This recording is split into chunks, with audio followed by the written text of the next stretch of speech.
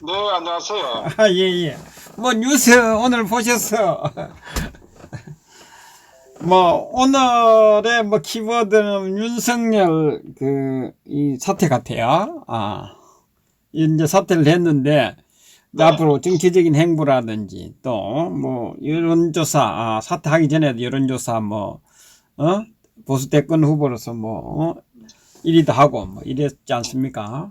네. 그래서 여기에 대해서 관심들이 많고, 또 윤석열에 대해서 좀, 뭐 대권 후보라 그러니까 뭐 윤석열에 대해서 좀 알아야 되지 않겠습니까? 네. 보수파들도. 그래서 오늘 좀 명쾌하게 좀 윤석열에 대해서 말씀을 좀 해주시고, 아까 이진아 선생님이 그 윤석열 뇌물죄, 예, 그죠? 뇌물죄 관련돼서 이야기를 했는데, 이 탄핵 때 윤석열이 어떤 역할을 했는지 그걸 좀 이렇게 좀 정리를 해서 이렇게 말씀 좀 한번 1차적으로 해주시면 감사하겠습니다. 예. 오늘 아마 뭐 사퇴를 한 것 같은데요. 예. 저는 우선 그 첫 번째 사퇴 배경에 대해서 사태 배경. 예, 예. 한번 좀 짚어볼 필요가 있다. 예, 예. 사태 배경. 결론적으로 이제 사퇴 선언은 다시 말하면 어떤 대권 도전 선언이야처럼 다른 뭐 한 거 아니냐 이렇게 저는 보고 있어요. 왜냐하면은 정치인으로 공식적으로 선언한 거는 마찬가지거든요. 그리고 이제 그 시점이 지금부터 약 한 차기 대선 한 1년 정도 남았지 않습니까? 딱, 그렇죠. 1년. 예, 1년. 그러니까 1년 남았기 때문에 예. 정치적인 나름대로 정치인으로서의 자기 어떤 그 역할을 시작하기에 가장 적합하다고 정책 판단을 저는 우선했다고 보고요.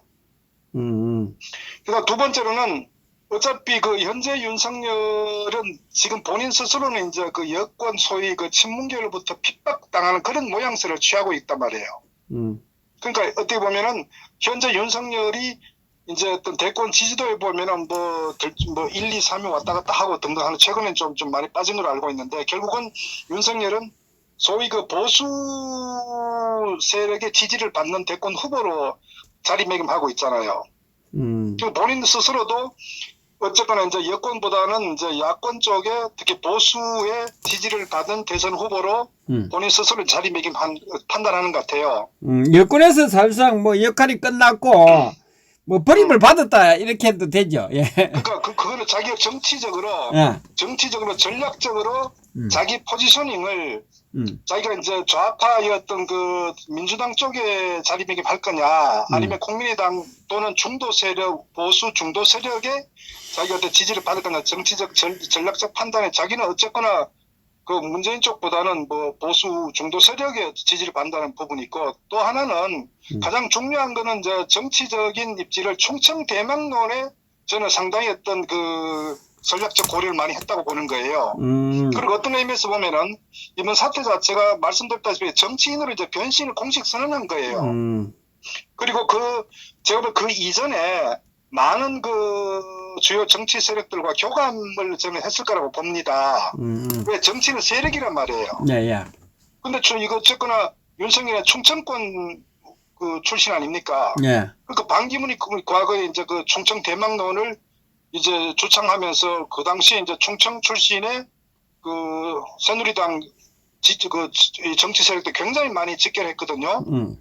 그 마찬가지로 제가 볼 때는 이제 뭐 충청권 의원들하고 어떤 교감도 많이 했다. 저는 뭐 그 중에 보면 정진석 같은 경우도 보면은 대표적으로 이 충청에 대한 어떤 대선 주자를 뭐 옹립하는 데 있어서는 뭐 여러 다양한 세력과서는 상당히 경험을 했을 거라 저는 봐요. 예. 그래서 이제 그런 측면도 상당히 사전에 좀 준비가 됐다고 보고, 또 하나는 중요한 거는 자기가 정치적 판단은 제가 추후에 구체적으로 말씀드리겠지만, 결국은 이제 오늘날 문재인 세력의 집권의 그 핵심적 역할을 한 장본인이 바로 윤석열이거든요. 그 탄핵에 결국은 자락을 깔아준 핵심적 어떤 그 세력이 윤석열 그룹이기 때문에, 그런데 이제 자기 스스로도 잘할 거 아니에요. 왜냐하면은 박 대통령 탄핵을 시킬 때 결국 이제 뭐 알다시피 태블릿 PC 조작건에 관련해서 윤석열이 피해 나갈 수가 없거든요. 그때도 보면은 삼성과의 어떤 관계에 있어서 그 어떤 묵시적 청탁이라는 이런 그 죄목을 만들어 가지고 결국 이제 이재용도 구속시키고 그로 인해 가지고 이제 박 대통령도 같이 엮어 나갔고 결국 거기에 대한 이 법리적인 연결고리를 윤석열이 주도했단 말이에요. 그러니까 제가 드린 말씀은 탄핵의 핵심적인 역할을 한 장본이 윤석열이다. 그렇기 때문에 윤석열 탄핵과 결국 이제 그 뗄 수가 없단 말이에요. 자기 스스로도 잘 알고 역사적으로도 그렇고 그런데 어쨌거나 이제 초창기 윤석열 서울중앙지검장의 파격적 승진을 하고 발탁이 되고 후에 이제 검찰총장이 임명된 그 과정에 결국 이제 문재인이가 봤을 때 윤석열은 결국 공신이죠. 그러니까 그렇기 때문에 윤석열이 이제 소위 그 윤석열 개인은 우파적 보수적 성향을 칼을 갖고 있지만 본인의 어떤 그런 행적들 또 그것이 문재인 세력에 상당히 이제 어떤 많은 어필이 됐기 때문에 저는 뭐 서울중앙지검장 검찰총장이 임명돼서 충실히 문재인의 주 역할을 충분히 했다. 저는 그런 측면에 있어서 지금까지 같이 그 해왔는데, 근데 중요한 걸 말씀드렸다시피, 이제 윤석열이 이제 그 이제 정치인으로 변신하는 데 있어서 저는 탄핵에 이제 말씀드릴 때 그거는 중심에 있었고, 또 하나 말씀드릴 때 현재 그 국민의힘당의 핵심적인 그 지금 뭐 김종인도 마찬가지고 거기에 장악하고 있는 세력들이 탄핵 찬성 주동 세력들 아닙니까? 그러니까 지금 대한민국의 정치권은요 탄핵에 대해서 모두가 그 완전히 그 공통품 한 놈을 그 같은 입장을 가지고 있는 세력들이라고. 그러니까 윤석열이 이제 마음껏 정치인으로 어떤 그 변신을 하더라도 정치 환경 자체가 탄핵에 대해서 완전히 기정사실화된 그런 그 세력들이 자리를 장악하고 있기 때문에 윤석열이 굉장히 그 편하게 정치를 할 수 있는 그런 환경이 조성된 거예요. 다시 말하면 만약에 탄핵이 잘못됐다. 탄핵이 이게 사기 탄핵이었고 탄핵은 불법이었고 음모였고 기획이었다. 이렇게 만약 국민들에게 많이 알려졌다 했을 때 그 중심에 윤석열이 있다고 알려지게 되면 과연 윤석열이 정치 재개를 할 수 있겠느냐, 정치 선언을 할 수 있겠냔 말이지. 그러니까 다시 말하면 윤석열이 이 정치 선언을 한다는 얘기는 그만큼 탄핵은 이미 이제 완전 기정사실이 되고 정치적으로도 상당히 이제 그 자리가 공고히 됐다. 저는 이런 측면 배경으로 작용했기 때문에 윤석열이 결국 이제 뭐 사퇴 선언이지만 지금 뭐 정치 선언이나 마찬가지 저는 이제 그렇게 보는 거예요. 결국은 이렇게 그 부분에 대해서요. 이렇게 한번 좀 물어보겠습니다. 그러면 지금 현재 그러니까 탄핵을 탄핵 세력들하고만 교감을 했다고 볼 수도 있지 않습니까? 지금 일반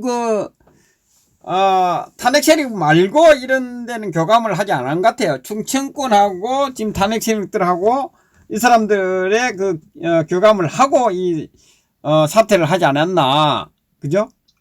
그러니까 큰 틀은 뭐냐면은 예. 친문 쪽에도 이제 탄핵을 기반해서 정권을 잡았고, 예. 또 소위 보수 야당이라고 하는 국민의힘당도 탄핵 주동 세력이 지도부를 형성하고 있기 때문에 예. 정치 환경 자체는 윤석열이도 스스로가 탄핵을 주동한 인물이 자신 잘 알 거 아닙니까? 예, 예. 자신이 정치를 하더라도 어느 탄핵으로부터는 완전히 자유로워진 상황이다. 이게 가장 중요하다고 저는 그렇게 판단을 했네. 예, 알겠습니다. 예, 말씀하세요. 그런 측면 때문에 저는 이제 윤석열이가 어쨌거나 사퇴 선언하고 정치인으로 변신하는 어떤 그런 하나의 배경이었다. 저는 이렇게 보는 거예요. 예. 자, 그러면 그 윤석열의 어떤 인물에 대해서 우리가 오늘 또 사퇴 선언 배경 중에 하나가 제가 뭐 이해하는 부분은 헌법을 들먹이고 법치를 들먹이고 민주주의를 들먹인 것 같아요. 근데 사실은 인간으로서 과연 자기 자신을, 왜냐면 다른 사람을 자기 자신을 속일 수가 없잖아요. 근데 자기 자신 정치를 한다는 건요, 사실은 정직해야 되거든요. 왜냐면은 역사가 평가를 하고 그 사람의 정치적인 어떤 그 발자취는 다 공개되고 다 국민들이 알기 때문에 뻔히 아는데 2016년도에 결국 이제 특검 때 윤석열이가 이제 없는 죄를 만들어 완전히 전부 다 기획 수사나 마찬가지거든요. 예. 언론의 찌라시를 기반으로 해서 완전히 그 일일 브리핑을 하면서 완전 여론을 몰고 갔단 말이에요. 예. 거기에 중심에 그 특검 수사팀장 윤석열 아닙니까? 예. 그리고 그 최순실 씨를 거의 뭐 잠도 안 재우고 사람을 그 고문하다시피 해갖고 그 밑에 신자영부터 해갖고 뭐 삼족을 멸하니 뭐 온갖 죄목을 다 만들어가지고 결국 이제 구속 기소시켰는데 거기에 어쩌고 중심적인 역할 책임자가 윤석열이거든요. 그러니까 그러면서 어떤 재벌들 어떤 또 이화대 교수들부터 모든 그 사람들 전부 탈탈 털어가지고 없는 죄를 만들어서 결국 그 최종점에는 박근혜 대통령을 이제 그 탄핵시키기 위한 자락을 깔아준 거, 그게 윤석열 아닙니까? 그래서 지금 어쨌거나 4년이 지금 뭐 억울하게 옥고를 치고 박 대통령인데 검찰 재판에서도 사실은 박 대통령 주머니 뭐 돈 이런 간 적이 있습니까? 결국은 저 최순실과 엮어가지고 묵시적, 그러니까 경제 공동체라는 제목을 만든 거 아닙니까? 그러니까 박 대통령이 이런 한 푼 안 받았는데 최순실이 돈 받은 거로 몰고 가가지고 결국은 최순실과 박 대통령은 경제 공동체다. 이렇게 하는데 경제 공동체의 핵심적인 그 매개체를 태블릿 PC를 이제 고리로 해가지고 거기에 이제 국정 기밀 사항을 거다가 최순실한테 줘가지고 최순실이 이제 정치 국정을 농단했다. 이 프레임을 만들어 갖고 그 프레임을 만드는데 결국은 태블릿 PC가 핵심적인 역할을 하기 때문에 그 태블릿 PC에 대해서 검찰이 조작하고 실제 그 소유주가 전 청와대 행정관 김한수라는 사람 아닙니까? 예, 그렇습니다. 그 소유가 청와대 행정관 소유의 태블릿 PC이기 때문에 그 태블릿 PC 안에 어떤 국정 홍보 어떤 자료가 들어가 있는 거 지극히 당연하거든요. 공용으로 썼고 청와대 공공의 어떤 그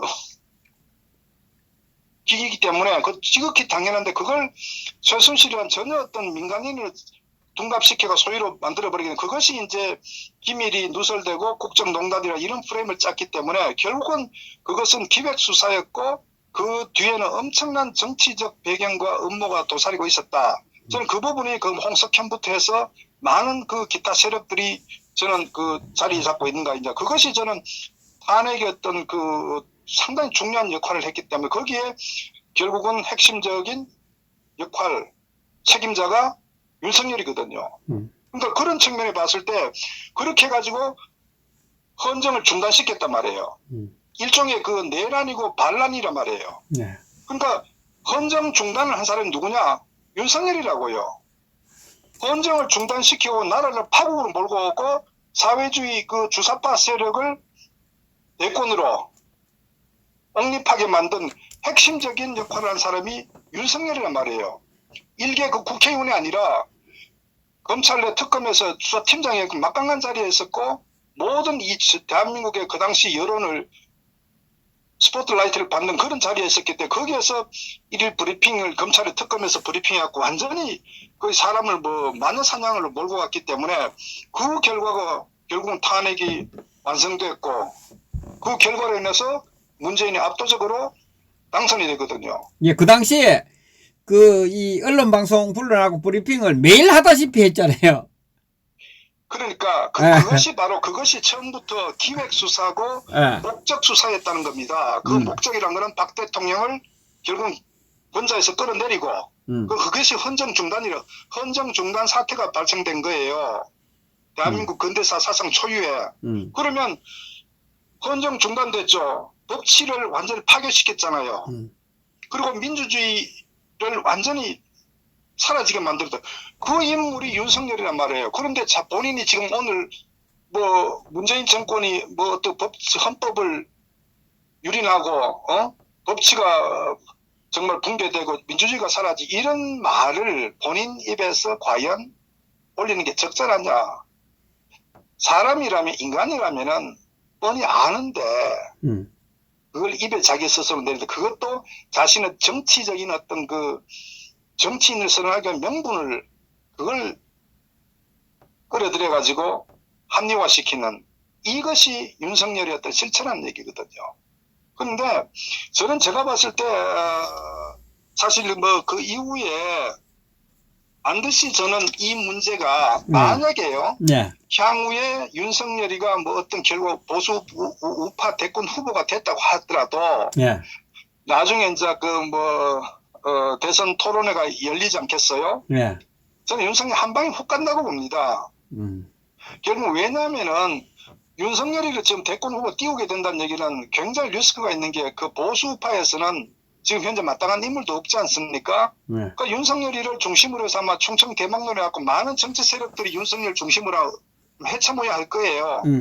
그리고 1차적으로는 국민의힘당을 아마 장악할 가능성이 크다고 봅니다. 근데 만약 거기서 이견이 생기면은 충청 대망론 하면 신당 창당 가능성도 저는 크다고 봅니다. 신당 창당도. 그런데 지금 현재 이제 정치 환경 자체가 말씀드렸다시피 탄핵을 묻고 가자는 세력들 입장에서는 윤석열 후보는 내세우는 게 매우 정치적으로 자신들 유리하거든요. 왜? 결국 탄핵을 시켰는데 시간이 지나고 보니까 탄핵은 정당하지 않았다. 그럼 누가 책임져야 되겠죠. 근데 정치인들이 책임을 지지 않으려고 하니까 그 전면에 윤석열을 내세워가지고 탄핵을 정당화시키는 역사 속에서 묻어버리고자 하는 이런 측면에 법적으로는 이제 대법에서 판결났기 때문에 사법적 판단은 끝났지만 정치적 판단에 있어서는 결국은 탄핵을 주동한 세력들이 모두가 한 몸이 돼가지고 그 전면에 윤석열을 대권 후보로 내세운다고 했을 때 자신들로서도 뭐 결코 손해볼 것도 없죠. 묻어가는 거죠.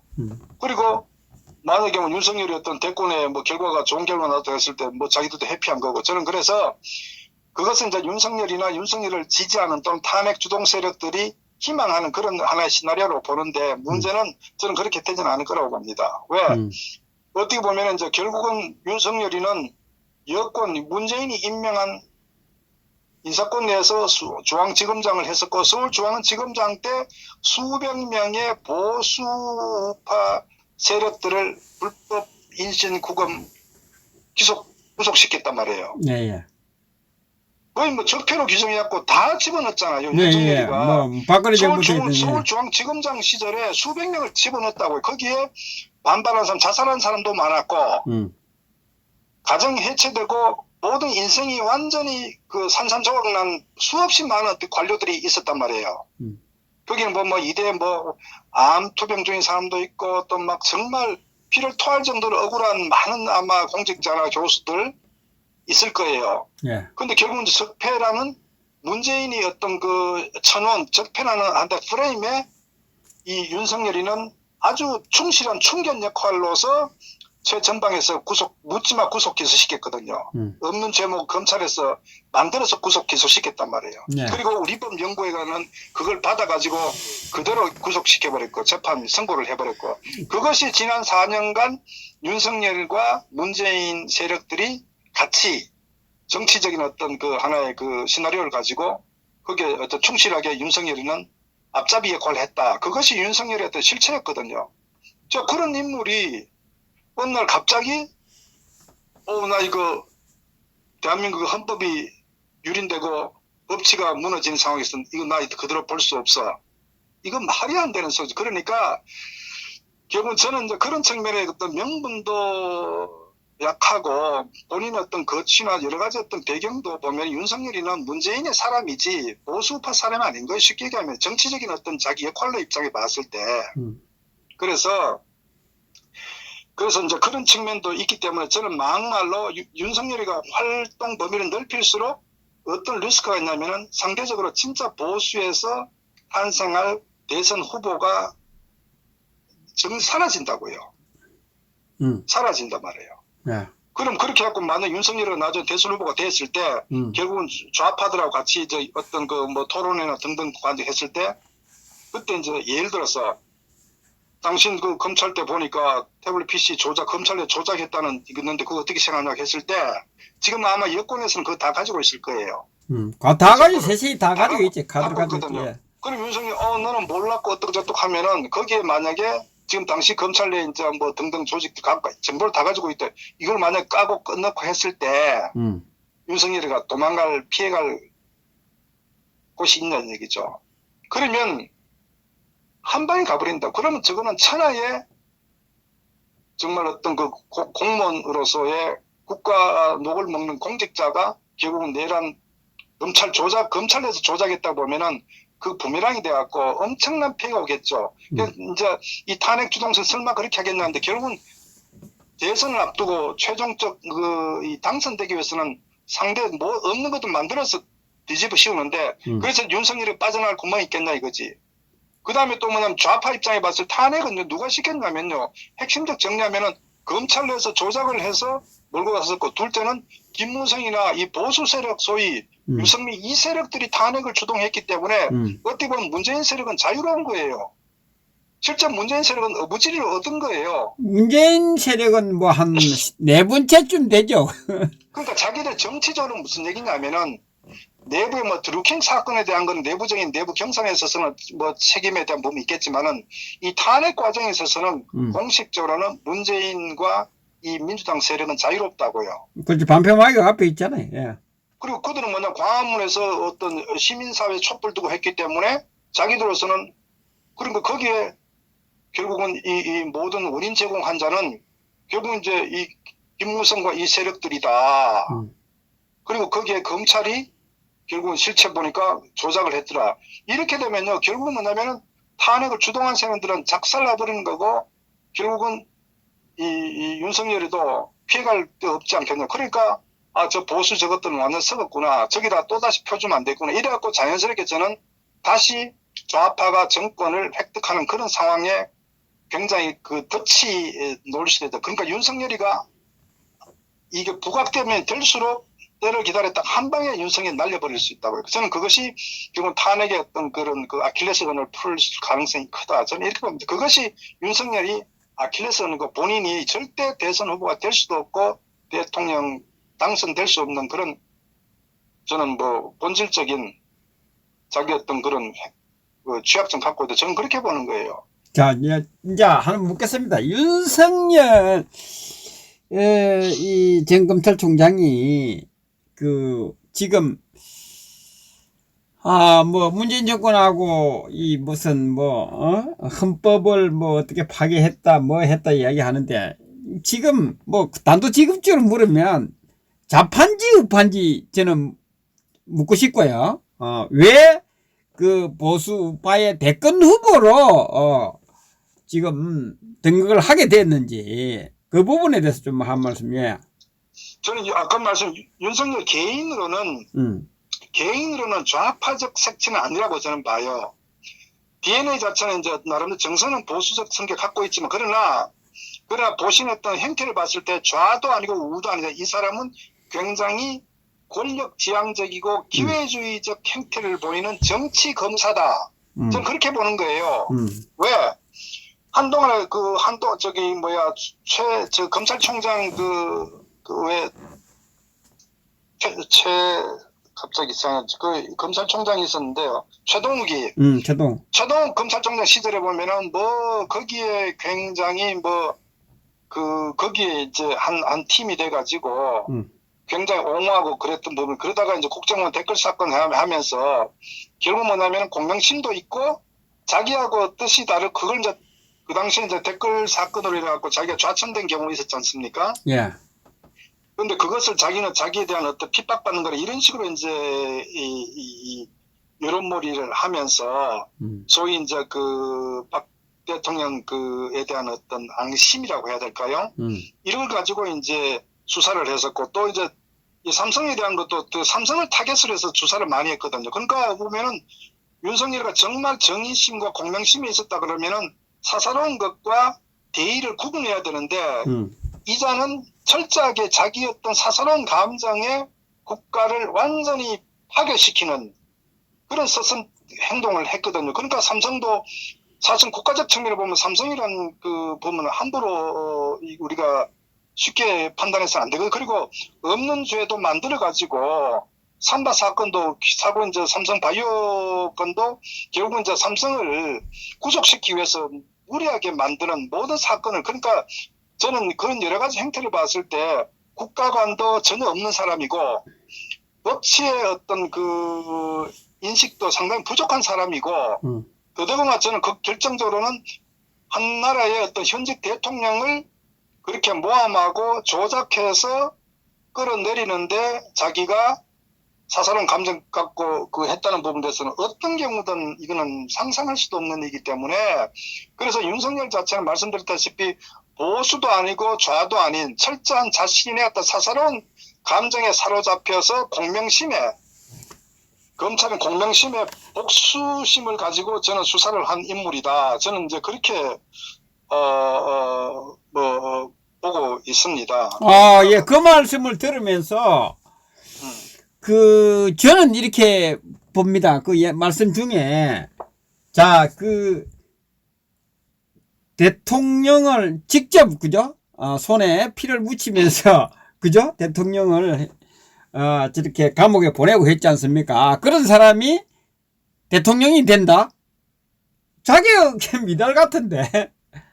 그러니까 예. 이 사람은 예.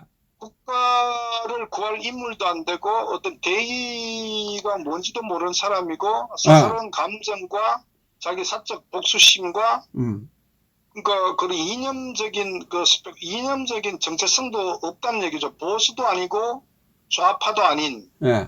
그러니까 제가 볼 때는 이런 자는 정치판에 기웃거려서는 안 되는 거죠. 사실은 윤석열 과거 자신의 어떤 지은 죄를 스스로 어떤 정말 양심에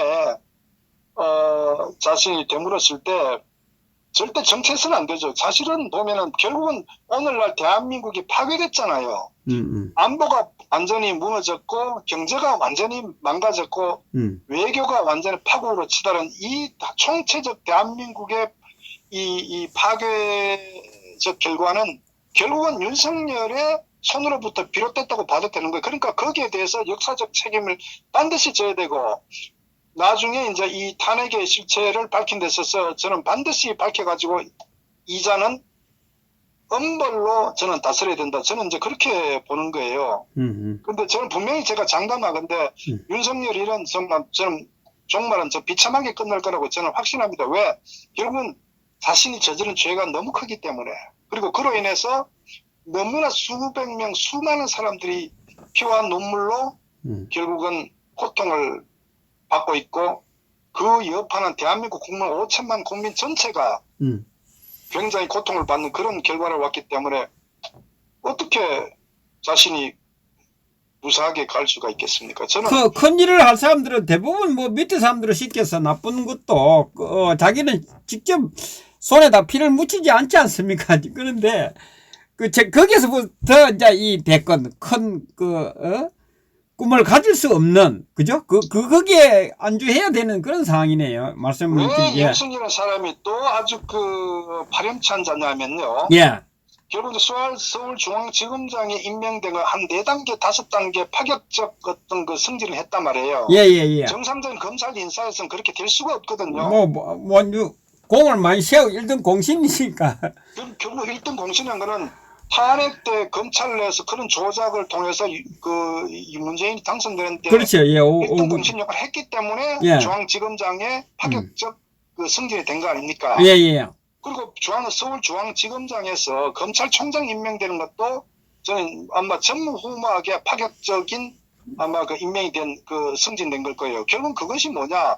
중앙지검장 할 때 적폐로 수없이 많은 사람들, 죄 없는 사람을 갖다 구속시켜가 보수 괴멸시키는데 윤석열이가 앞장섰기 때문에 그 공로로 좌파들의 소위 말해서 어떤 은혜를 잊고 검찰총장이 된 거예요. 근데 상대적으로 그렇게 우파나 많은 어떤 선량한 사람들을 그렇게 구속 기소시켰는데 상대적으로 그러면 문재인 세력도 소위 집권 여당의 어떤 부정부패에 대해서 과연 무자비하게 자신이 우파 세력들 적폐로 규정한 만큼의 100분의 1이라도 그렇게 칼날을 들이대고 검사의 어떤 칼을 들이댔느냐? 의문도 아니란 말이에요. 그러니까 실질적으로 수없이 많은 부정부패는 눈을 감고 소위 많은 반대가 한다고 해가지고 제대로 된 사건 아무것도 없었잖아요. 그렇다고 특검할 수 있는 그런 길도 막아버리고 결국 뭐냐면은 이자는 제가 봤을 때 검찰로서의 어떤 정직성과 어떤 검사로서의 어떤 역할을도 하지 않았을 뿐만 아니라 그야말로 문재인의 어떤 눈치만 살피는 저는 그런 어떤 충견 역할을 했기 때문에 저는 그래서 검사로서의 어떤 그런 결과도 저는 빵점이다. 저는 그래서 윤석열 과거의 행적이나 결국은 또 오늘날 이런 대한민국 파괴에 대한 탄핵의 주동, 중심 역할했던 것, 또 문재인 검찰 시절에서도 결국 자신의 어떤 보인 어떤 결과물, 이 모든 걸 보더라도, 어떤 경우 보더라도 도저히 저는 탄핵에 가담하지 않더라도 어떤 하나의 개인의 검찰의 검찰총장으로서도 저는 역대 어느 검찰총장 가장 기회주의적인 행태를 보였다. 저는 그래 봅니다. 예, 예. 그래서 이제는 우리가 정말 좀, 지금 아까 물었는데, 지금 정리를 하면, 이 좌파에서 커밍아웃을 하지 않았잖아요. 문재인 정권과, 완전히 벗어나는, 나는 거기하고는 상관이 없다. 이렇게, 그건 하지 않았잖아요. 그런데, 또 불구하고, 보수우파에 또 한 역할이 없잖아요. 보수우파로서의 어떤 그런, 행보를 한 것도 없고 아무것도 없는데 보수우파의 대권 후보로 이 등극이 됐단 말이에요.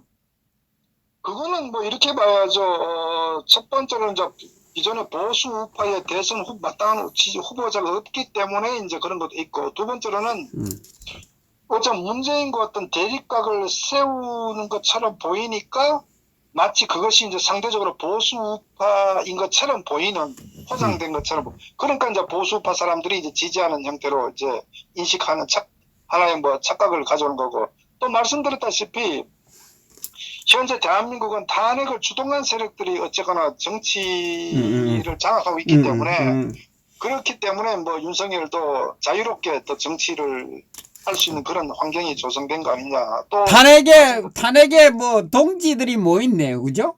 보수파의 완전히 그쪽의 어떤 여론을 듣고 지금 이 보수파 쪽에 오늘 사퇴를 하고 대권 후보를 사실상 하려고 지금 사퇴를 했지 않겠습니까? 윤석열 본인 스스로도 아마 탄핵 때 본인이 저지른 어떤 반역적 행위에 대해서 그걸 이제 빠져나가고 탄핵의 정당성을 확보하기 위해서라도 어떻게 보면 탄핵 주동 세력들과 함께 정치 세력 같이 한 배를 타야 자기도 살고 탄핵 때 가담했던 그 세력들 같이 살기 때문에 저는 지금 동상이몽으로도 어떤 의미에서 보면 같이 간다고 이렇게 저는 보고 있어요. 탄핵의 강을 건너려고 동지들끼리 뭉쳤네요. 결국은 이게 그게 상당히 굉장히 중요한 정치적인 판단이죠. 그게 제일 이렇게 한 게 대해서는 제일 객관적인 거 아닌가 이렇게 저도 봐지는데요. 그런가요? 탄핵이 개인으로 보더라도 어쨌거나 대한민국의 헌정이 중단됐잖아요. 진짜로.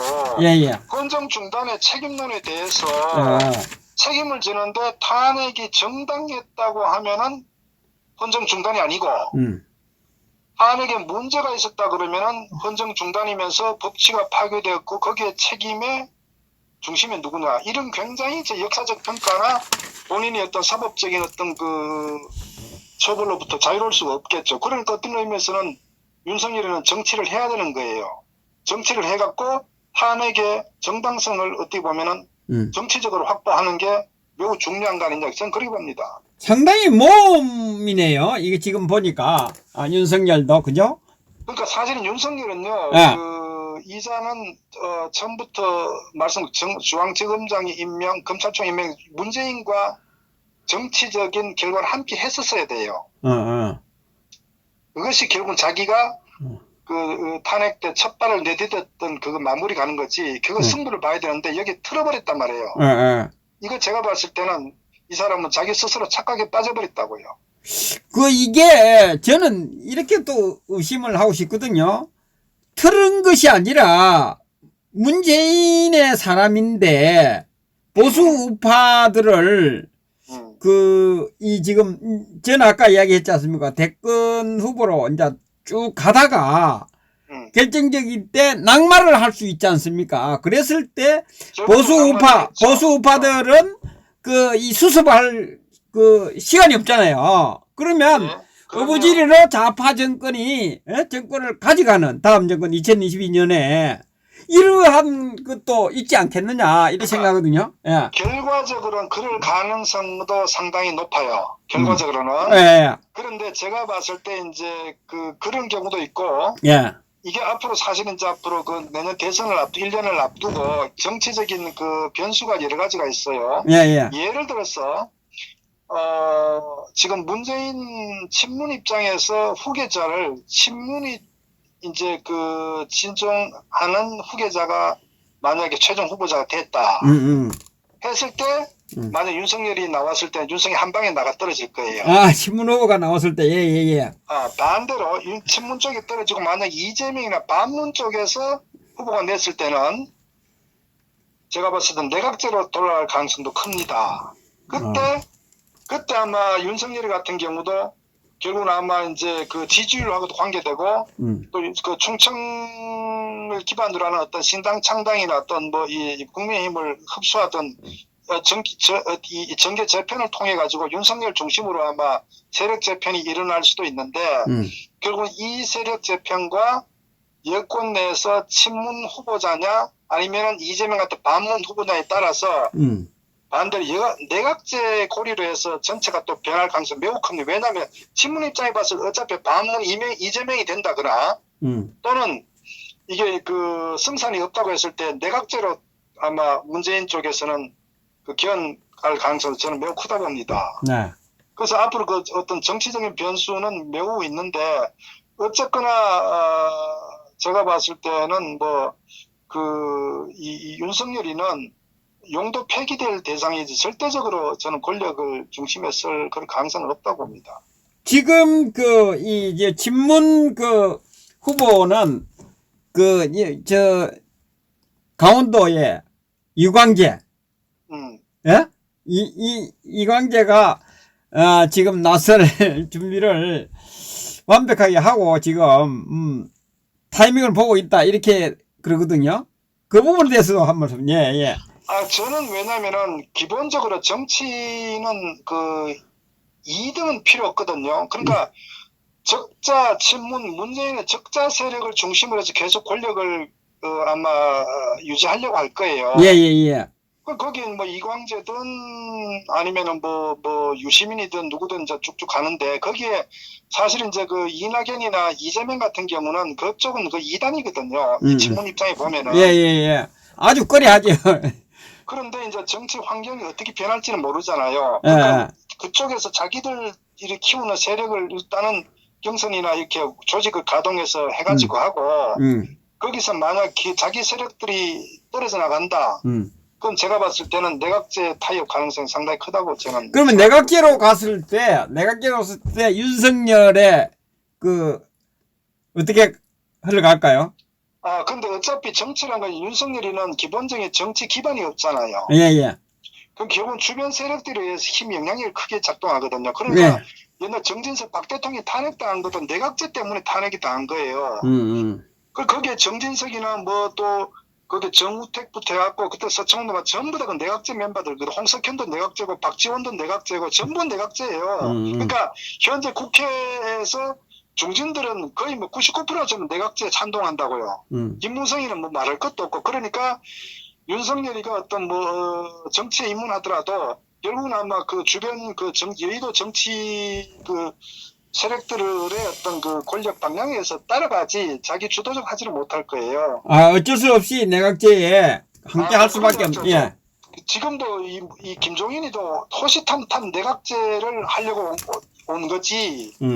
그러니까 얘들은 틈만 하면 내각제 몰고 갈 거예요. 그런데 결국은 뭐냐면 박 대통령은 내각제를 반대했기 때문에 결국은 탄핵을 당한 거예요. 쉽게 결론적으로 얘기하면은. 근데 문재인도 보고 자기 세력이 승산 없다 싶으면요. 지금 공수처 있죠. 공수처하고 지금 또 왜 뭡니까 이 중앙 지금 새로운 수사 중수처 중수설득이 뭐냐면 결국은 문재인도 자기가 퇴임 후에 구속될 가능성이 매우 높기 때문에 그걸 막으려고 검찰을 지금 와해시키고 공수처만 하거든요. 검사를 믿을 수 없으니까. 예. 그럼요. 그렇게 하는데 결국은 그렇게 하는데 궁극적으로 내각제도 굉장히 정치적인 큰 무기가 되는 거예요. 그러니까 친문 세력들이 되면 내각제를 해버리면은 결국은 문재인은 자유로워진다고요. 이 구속되는 부분부터. 결국 내각제는 우리가 뭐 적도 없고 함께 가자 이거 아닙니까? 그러니까 그래서 대한민국은 현재 정치 세력은 보면 내각제를 주창하는 세력들이 압도적으로 지금 높다고 보면 되죠. 그러니까 언론도 장악되어 있으니까 뭐 내각제 국민투표하든 하면 흘러가면 내각제 가능성이 가장 크죠. 그런데 차기 강력한 대권 후보가 없을 때는 또 내각제 후보를 갈 가능성이 커요. 그래서 저는 지금 모든 여러 가지 시나리오가 보면 일단 문재인의 퇴무의 어떤 자기 안위를 확보하기 위해서 지금 검찰 와해시키고 공수처에 섰고 이 중수처 설립하는 것도 그렇고 이 모든 것들이 정상적인 법치 시행이 아니라 문재인의 어떤 퇴무의 어떤 그 안전한 자리 확보 때문에 그렇고 저는 그 정점을 찍는 것이 결국은 내각제인데 요것들은 결국은 아마 문재인 입장에 봐서 자기 후임이 다시 한번 대권을 장악할 수 있으면 가장 베스트고 만약 그게 안 되겠다 싶으면은 지금 이쪽 그 다른 정치권하고 세력을 개발 내각제로 아마 돌아갈 가능성이 저는 매우 크다. 저는 그래 봅니다. 저는 그래서 앞으로 어떤 정치적 변수는 많은데 분명한 거는 윤석열은 결과가 안 좋을 것이다. 저는 그래 봅니다.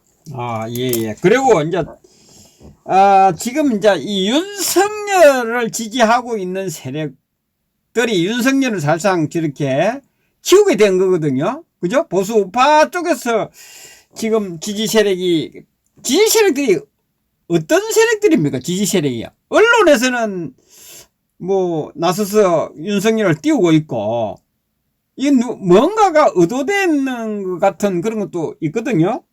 지지 세력이 도대체 어떤 세력들입니까? 지지 세력이 20 몇 프로 이래 나오는 거 보면 그 세력들이 저는 사실은 그 세력의 큰 어떤 그 실체는 없다고 봐요.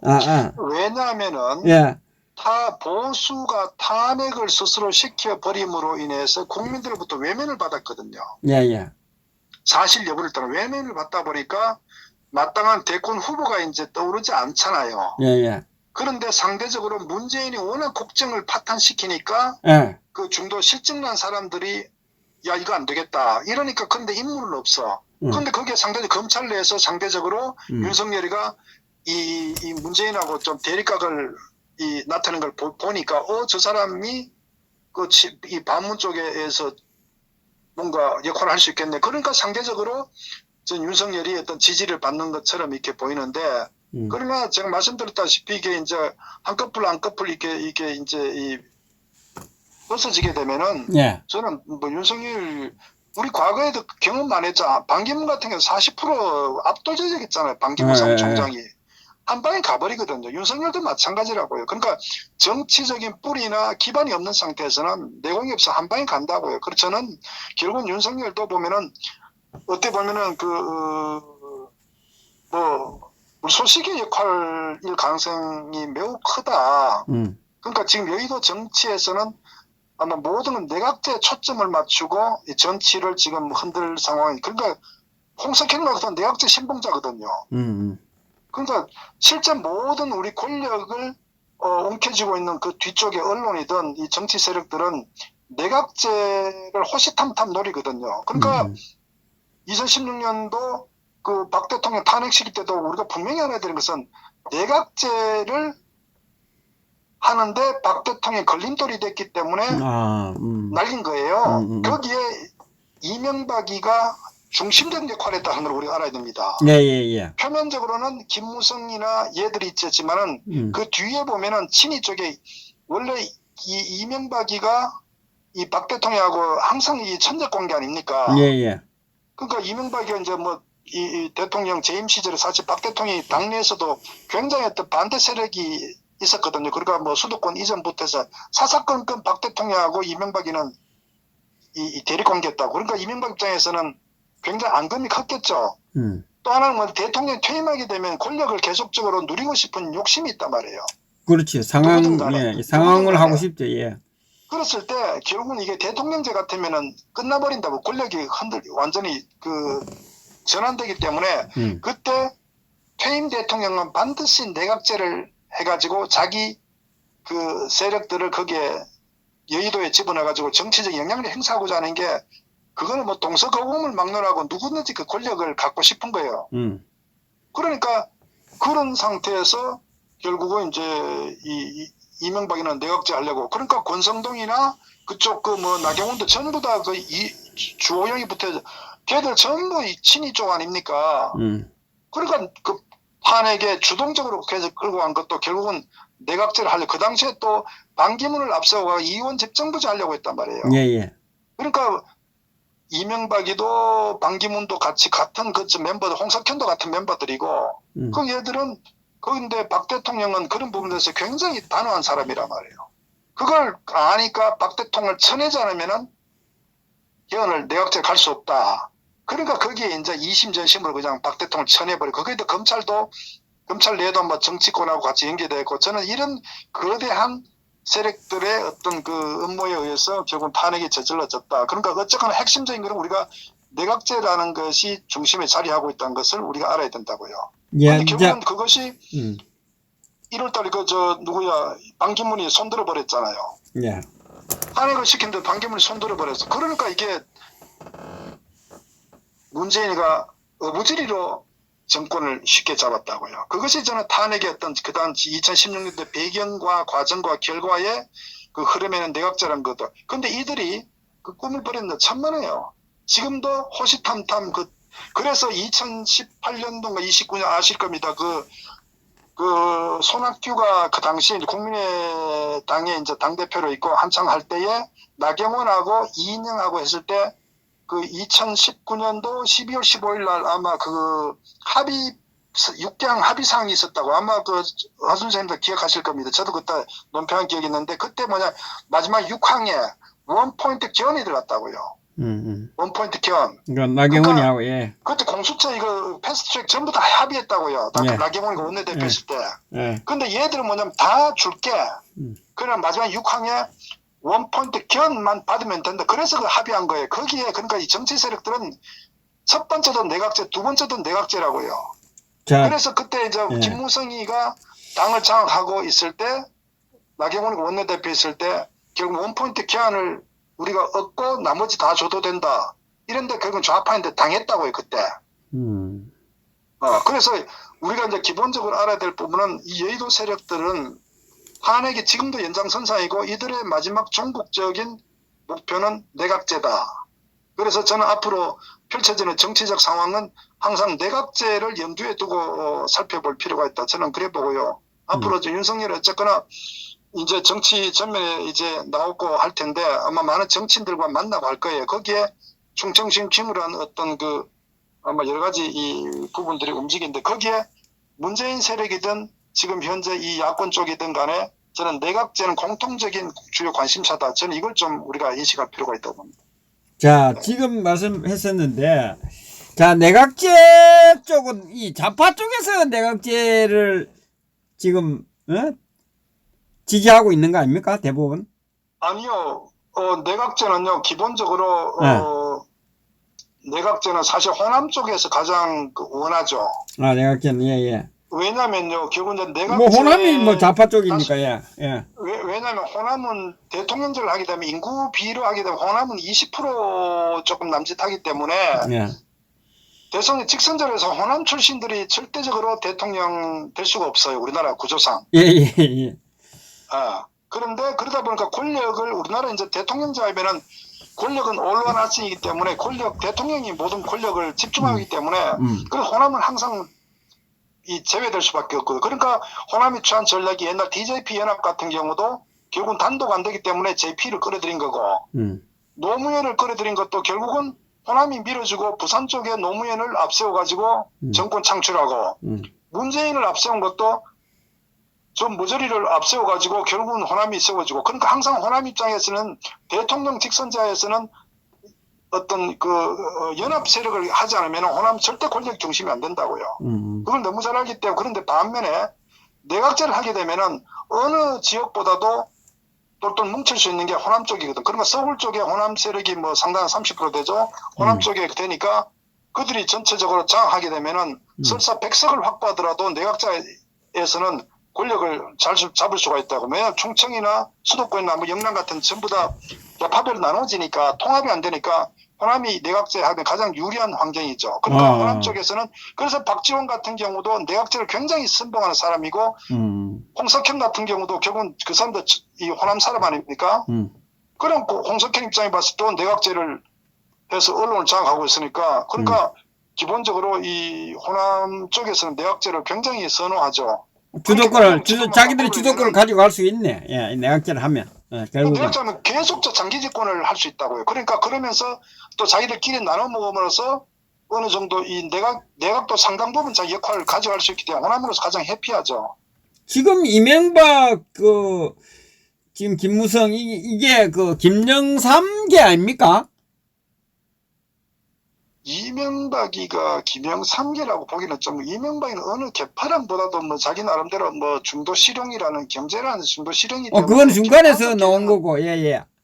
조금 뭐 아니 지금 이제 좌파 정권을 지금에 와서 보면 김영삼 정권이 좌파 정권 그 다음에 김대중 이렇게 지금에 와서는 이 되는 것 같아. 김무성이 이제 김영삼 키즈 아닙니까? 굳이 따진다면은 뭐 김영삼 씨 같은 경우 반공의 어떤 중도 보수 뭐 이런 쪽이 가깝다고 봐야 되겠죠. 중도 보수. 초창기에는 김대중보다도 더 좌파였다고 그러는데 김영삼이.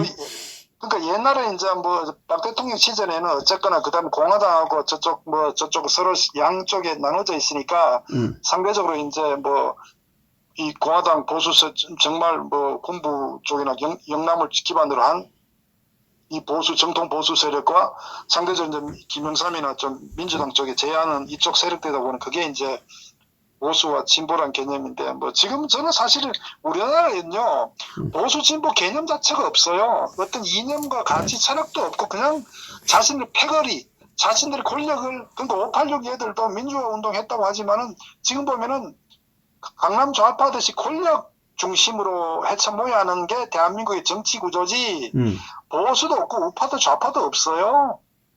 그러니까 국민은 이용을 해야 될 대상이고 자신들의 권력을 계속적으로 가져가는 그러니까 좌파가 잡든 우파가 잡든 권력을 지속하는 그것이 여의도 정치 세력의 실체라는 걸 우리가 좀 알았으면 좋겠어요.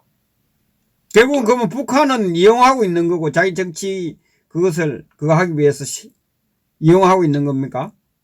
그러니까 저는 뭐 북한 입장은 북한 나름대로 대한민국 적화하기 위해서 누가 되든 간에 자기들의 어떤 뭐 입장을 관철시키는데 누가 유리하냐 하는 관점에서 항상 이용할 대상이지 거기에 뭐 주사파는 많이 심어놓고 응당할 부분인데 저는 뭐 서로가 각자의 어떤 뭐 그런 입장을 뭐 엔조이하는 그런 정치 세력이라고 저는 봅니다. 그러니까 국민들이 깨어나야 돼요. 자, 지금 이제 이 보수파들이 어떻게 지금 보수파들이 완전히 좌파들보다도 더 지금 썩어 있다. 뭐 순수한 분들까지도 국민들까지도 그런 상황이거든요. 뭐가 뭔지 똥인지 된장인지 모르고 있거든요. 사실은 참 간단치 않은데 보십시오. 태극기를 들고 탄핵의 부당성을 주장했던 수없이 많은 사람들이 지금 보면은 윤석열을 지지하고 법원에서 검찰청 앞에서 윤석열의 꽃다발을 놓고 그 제정신으로 이해가십니까? 또 그리고 그 대행 유튜브들이 이윤석열을 극찬을 하고 있잖아요. 그러니까 국민들 탓할 게 아니라 소위 지식인 나름대로 그래도 뭐 평론한다는 사람들 저는 제 상식으로 이해할 수 없는 옳은 건 옳은 거고 잘못된 건 잘못된 거고 탄핵이 잘못됐다면 그 잘못된 거 실체를 밝혀가지고 두 번 다시 그런 문제가 일어나지 않도록 하는 게 저는 그게 상식 있는 사람들의 저는 같이 하는가 싶은데 아니 탄핵이 잘못됐다고 주장하면서 윤석열을 지지한다. 이거는 피해자가 가해자 입장에서 도대체가 이랬다면요. 이건 뭐 도저히 정리가 안 되는 거예요. 그러니까 저도 사실 그분 납득할 수가 없는 거예요. 저도 이해가 안 가요. 도저히, 어? 그러니까 물론 굳이 100분의 1즉 감안하면은 그것보다 지금 문재인이 너무 개판치기 때문에 우선 문재인을 막는 게 우선순위 아니야. 이렇게 해석할 수 있죠. 방법론에 있어서 문재인을 막으려면요. 근원적으로 왜 이런 문제가 발생했는지에 대해서 그걸 파헤쳐가지고 거기에 책임 있는 자를 처벌하고 이 정치권에서 완전히 정말 도태시키고 새로운 어떤 그 방향을 잡고 정치 세력이 만들어서 하면 그게 올바른 길인데 썩은 암덩어리를 그대로 간직한 채 임기응변으로 닫고 뭐 다른 뭐 어떤 그 병이 생기니까 자꾸 우리가 막자는 저는 그 자체가 그냥 잘못된 처방이라고 보는 거예요. 예. 그리고 지금 이제 이 윤석열이 지지율이 검찰총장으로 있을 때 지지율이 있었는데 이제 사퇴를 했지 않습니까? 네. 그게 지지층이 어떻게 될까요? 저는 앞으로 이제 그 많은 여의도 정치 세력들이 윤석열을 중심으로 해쳐 모여 해가지고 예. 계속적으로 아마 언론에서도 아마 그 관심을 가질 거예요. 계속 띄우겠지. 그렇게 되므로는 상대적으로 이제 보수 쪽에서 대선 후보가 마땅치 않으면은 윤석열이 계속 이제 어떤 그 주목을 받을 것이고 그렇게 되면 아마 일정 부분 지지율은 계속적으로 상승할 가능성이 있다고 봅니다. 그러니까 제가 안타까운 게 이런 상황을 저지할 정치 세력이 있어야 되는데 지금 어떻게 보면 윤석열 중심으로 해서 해쳐모일 가능성이 저는 매우 크다고 봅니다. 거기에 충청 대망론 이런 이 프레임을 가지고 움직일 가능성이 커요. 저는 그래서 그런 부분들이 앞으로 좀 이렇게 지켜볼 필요가 있는 거 아니냐. 그러니까 예를 들어서 지금 뭐 최재형 감사원장처럼 저는 그 부분 잘은 모르겠지만 어쨌거나 그분 윤석열보다 1000배, 10,000배도 훌륭한 분이죠. 어쨌거나 현재까지 들어가는 거 보았을 때. 그러니까 국민들이 지지하는 게 말이지 훌륭하고 이런 거를 지지하는 게 아니라 그만. 그렇죠. 참. 자기 정치적인 어떤 그 이해관계에 따라서 정치인들이 조직이 그렇게 만들어내니까 결국 이제 그런 측면 어떻게 보면 실질적인 다코스는 뭐 최재형 감사원장 같은 부분이 훨씬 더 저는 뭐 보수적 가치나 대한민국 바로 세우는데 훌륭한 분 아닌가 저는 개인적으로 그렇게 생각합니다. 근데 어쨌거나 그것하고 진실 여부와 관계없이 정치권의 움직임에 따라서 만들어지는 과정이 있기 때문에 어쨌거나 윤석열은 당분간 아마 상당히 아마 그 보폭을 넓혀갈 가능성이 커요. 정치인과 아마 많은 교감을 가져갈 거라고 저는 그렇게 봅니다. 대권에서 꼴이나 할 것이라고 보십니까? 그렇지 않습니까? 예? 저는 결과적 윤석열 결과가 안 좋다고 제가 예, 알겠습니다. 예. 네네. 예, 수고하셨습니다. 감사합니다. 네. 예, 감사합니다.